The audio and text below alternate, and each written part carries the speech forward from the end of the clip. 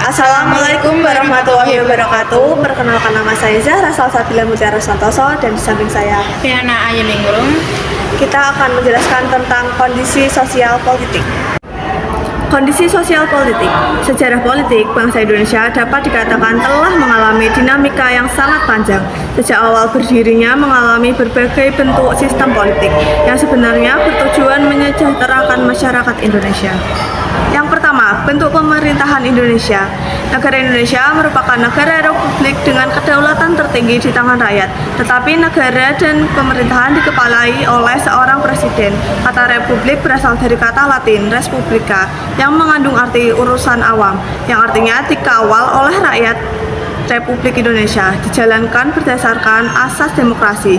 Presiden sebagai kepala negara berdasarkan keinginan rakyat. Setiap rakyat memiliki hak yang sama untuk dipilih dan memilih kepala negara. Yang kedua, sistem politik Indonesia. Pertama, sistem politik dijalankan berdasarkan asas demokrasi yang berarti kekuasaan di tangan rakyat, berlandaskan pada ideologi Pancasila dan UUD 1945. Sila keempat, mengisyaratkan kekuasaan tertinggi di tangan rakyat. Sila tersebut menegaskan permasalahan yang timbul dalam roda pemerintahan, dilakukan dengan mengedepankan musyawarah mufakat. Selanjutnya, pasal 27 ayat 1 Undang-Undang Dasar 1945 mempunyai kedudukan yang sama dalam hukum dan pemerintahan dan wajib menjunjung hukum tanpa kecuali. Selanjutnya, pasal 28D ayat 1 Undang-Undang Dasar 1945.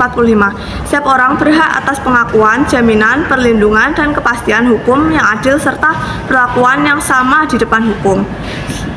Setelah itu, pasal 28D ayat 3 Undang-Undang Dasar 1945, setiap warga memiliki kesempatan yang sama dalam pemerintahan.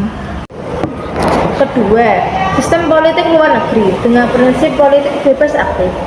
Yang pertama, politik bebas aktif. Bebas berarti tidak terikat dalam menentukan sikap dan membina hubungan dengan dunia internasional. Kebebasan menyelesaikan dengan caranya sendiri. Sementara itu, aktif artinya turut serta dalam memperjuangkan terciptanya perdamaian dunia.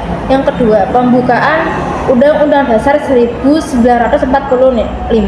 Alinea pertama menjelaskan bahwa kemerdekaan adalah hak segala bangsa. Konsekuensi logisnya, Indonesia turut serta menghapuskan segala penjajahan di atas dunia. Yang ketiga, Undang-Undang Dasar 1945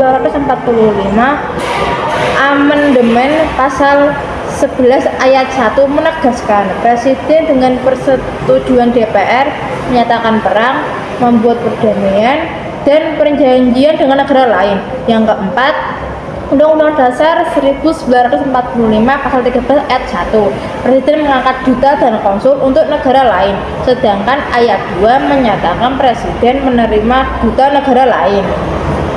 Aktivitas politik.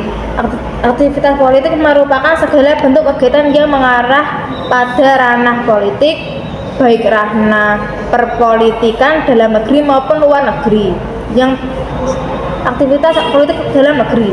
Yang pertama, pemilihan umum merupakan sarana bagi rakyat dalam menjalankan kedaulatannya. Pemilihan umum di Indonesia antara lain sebagai berikut.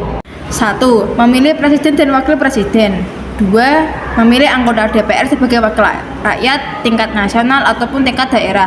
3. Memilih anggota DPD sebagai pengemban aspirasi daerah di parlemen pusat.